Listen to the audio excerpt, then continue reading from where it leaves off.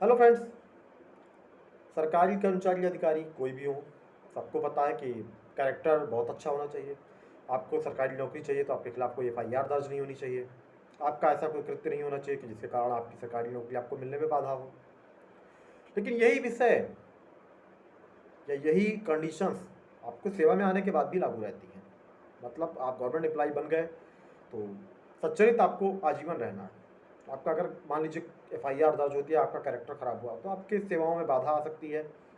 आपके इंक्रीमेंट्स रुक सकते हैं, आपके प्रमोशन रुक सकते हैं। रीज़न कुछ भी हो, आप मान लीजिए सेवा में आ गए, उसके बाद आपके ऊपर करप्शन के एलिगेशन लगे, आपके खिलाफ एफआईआर दर्ज हुई, आप जेल चले गए। आपने डिपार्टमेंट में किसी के साथ मिसबिहेव किया, मारपीट की, ऐसी सिचुएशन में भी आपके खिलाफ एफआईआर लिखी जा सकती है और आपके प्रमोशन रोके जा सकते हैं, आपका इंक्रीमेंट रोका जा सकता है। आपने कोई पदीय कर्तव्य, मान लीजिए जैसे कोई पुलिस अधिकारी हो, किसी मामले का इन्वेस्टिगेशन कर रहा हो, इन्वेस्टिगेशन में कुछ ऐसा करता है कि व्यक्तिगत लाभ के लिए किसी का नाम निकाल दे या बढ़ा दे अगर इन्वेस्टिगेशन करते समय, या किसी के ऊपर गलत एफआईआर दर्ज कर ले, बाद में जांच हो, ना एफआईआर उसके ऊपर दर्ज हो लेकिन विभाग की कार्रवाई में उसको माना जाए कि अपने कर्तव्यों के प्रति लापरवाही की, उदासीनता क्या व्यक्तिगत लाभ के लिए आपने कहीं ना कहीं जो अन्य व्यक्ति था उसके साथ अपराध किया, तो ऐसे सिचुएशन में उस सरकारी कर्मचारी के खिलाफ कार्रवाई हो सकती है, एफआईआर भी दर्ज की जा सकती है और डिपार्टमेंटल प्रोसीडिंग्स में भी दंड दिया जा सकता है।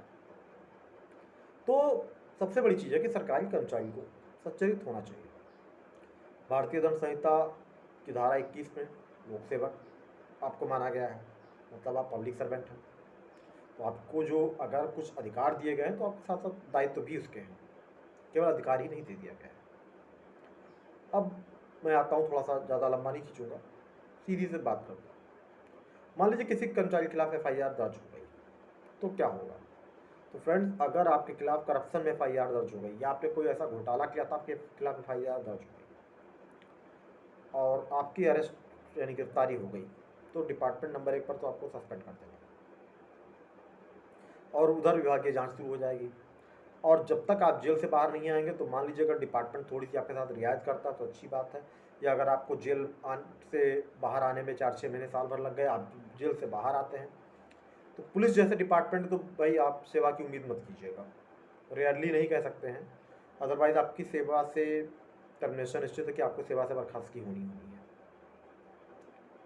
कुछ अपवादों को छोड़ के कुछ मामले हैं ऐसे जिनमें लोग सर्विसेज में हैं अभी, और ख़ास तौर पे ऐसे लोग जिनको मान लीजिए पदीय कर्तव्य के कारण सजा हुई है, तो फिर उनके लिए मुश्किल हो सकती है कि उनकी सेवा से बर्खास्तगी हो सकती है।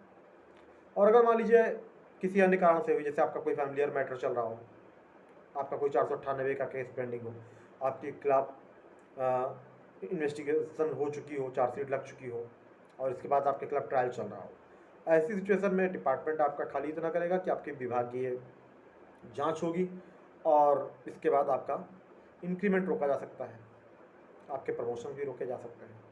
बड़े पदों पर भी ऐसा हुआ है, कई लोगों के प्रमोशन रोके गए हैं, अधिकारियों के प्रमोशन रोके गए हैं। तो अब सारांश में ये जान लीजिए कि एफआईआर दर्ज हुई, अगर आपका कन्विक्शन हो गया या आप 1 साल से ऊपर 2 साल तक 6 महीने तक जेल में रहे और उसके बाद जेल से आप बाहर आते हैं, तो हो सकता है डिपार्टमेंट आपको सेवा से बर्खास्त कर दे। आप मान लीजिए जेल गए, 48 घंटे से ज़्यादा जेल में रहे, तो नंबर 1 पर तो आपको सस्पेंड किया जाएगा, नंबर 2 पे आपकी वेतन वृद्धि रोकी जाएगी, नंबर 3 पे आपका प्रमोशन रोका जाएगा। अब ये तो एफआईआर की बात हो गई। अब एफआईआर से थोड़ा हट के बात करते हैं।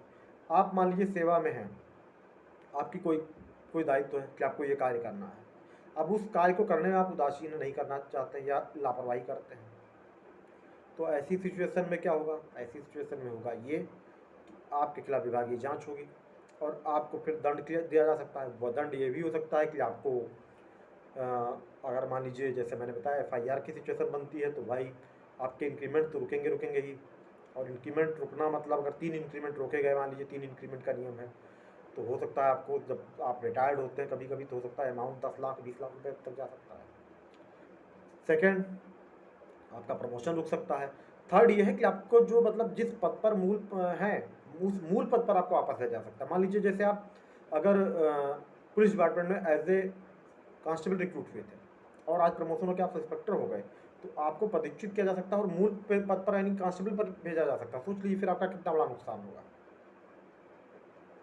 मैं थोड़ा सा पुलिस विभाग की चर्चा इसलिए करता हूँ क्योंकि पुलिस विभाग थोड़ा सा डिसिप्लिनरी है कि यहाँ पे डिसिप्लिनरी एक्शन बहुत जल्दी ले जाते हैं और दंडात्मक कार्यवाहियाँ बड़ी तेज़ी से होती हैं। लाभ के लिए भले ही कर्मचारियों के जो है वो तेज़ी से ना हो कार्य कि कोई शासन आदेश लागू ना हो, लेकिन जो नुकसान वाले वो बड़ा तेज़ी से प्रभाव होते हैं। और मैं व्यक्तिगत रूप से जुड़ा भी रहा हूँ, इस वजह से मैं थोड़ा सा मतलब विशेष रूप से बताता हूँ। तो पुलिस पर्सन जो भी होते हैं उन्हें तो मैं एडवाइस हमेशा करता रहता हूँ, जो भी हैं मेरे क्लाइंट्स भी हैं, तो उनसे तो मैं ये कहता रहता हूँ भाई आप सोच लीजिएगा, आप कोई भी गलत कार्य करने से पहले या आप जैसे इन्वेस्टिगेशन मान लीजिए आपको मिली है, खासतौर पर सस्पेक्टर्स को, तो आप कुछ भी इसमें गलत करने से पहले आप सोच लीजिएगा कि अगर मान लीजिए आपका एक ही इंक्रीमेंट डिपार्टमेंट रोक दे किसी कारण से, वैसे तो 3 से कम रुकते नहीं हैं, एक रोक दे, तो आप उसकी कैलकुलेशन कर लीजिएगा कि एक इंक्रीमेंट अगर इस समय आपका मान लीजिए मूल वेतन जो है 60,000 है, तो 60 मल्टीप्लाइड बाई 3% आप कर लीजिएगा, 1800 रुपये हो गए बेसिक। उस पर महंगाई जोड़ लीजिएगा, और ये अगर आपकी 10 साल सेवा काल बचा हुआ तो आप 10 साल में जोड़ लीजिएगा, पेंशन तक कितना जाएगा ये। तो कभी भी ऐसा काम मत कीजिए जो कहीं ना कहीं आपको शॉर्ट टर्म फायदा तो भले मिल रहा हो, आपने ले लिया, लेकिन लॉन्ग टर्म आपको बहुत नुकसान करता है। तो फ्रेंड्स, इसलिए जरूरी है कि सरकारी कर्मचारी अपनी सेवा पूरी ईमानदारी से करें। आपको जो वेतन भत्ते मिल रहे हैं वो लोग फंड से मिल रहा है, पब्लिक फंड से मिल रहा है, पब्लिक के टैक्स से मिल रहा है, डायरेक्ट टैक्स से भी मिल रहा है, इनडायरेक्ट टैक्स से भी मिल रहा है, प्रत्यक्ष कर से भी, अप्रत्यक्ष कर से भी। हर पर्सन कोई एक पैकेट बिस्किट भी 2 रुपये का खरीद रहा है तो उस पर भी टैक्सेशन है। सोच लीजिए आप उस पर कितना टैक्स लगता है, रॉ मटेरियल से लेके और रिटेलर्स तक जाने में हर स्टेज पे टैक्स लगता है। तो आपको वेतन मिल रहा है कार्य करने के लिए मिल रहा है कि आप लोक सेवक हैं, पब्लिक की सेवा करेंगे। और कभी कभी ये भी है कि मैं मानता हूँ कि गलती से भी कुछ अधिकारी हैं जो ईमानदार हैं वो भी किसी अपराध में फंस जाते हैं, तो ऐसे अधिकारियों या कर्मचारियों के लिए तो खैर भाई मैं थोड़ी सी मेरी भी समझना है कि हाँ उनके साथ ऐसा कुछ गलत ना हो, कि जो ईमानदार प्रकृति के हैं किसी कारण से किसी की गलती की सज़ा उनको मिल भी जाती है, या उनकी थोड़ी सी मान लीजिए कभी हो जाता है ना चाहते हुए चूक हो जाती है, तो ऐसे लोगों के साथ तो भाई थोड़ा सा विभाग भी रियायत करते हैं। तो फ्रेंड्स, अगर वीडियो पसंद आए तो वीडियो को लाइक करें, चैनल को सब्सक्राइब करें ताकि आगे भी आपको ऐसे वीडियो देखने को मिलते रहे। Thank you.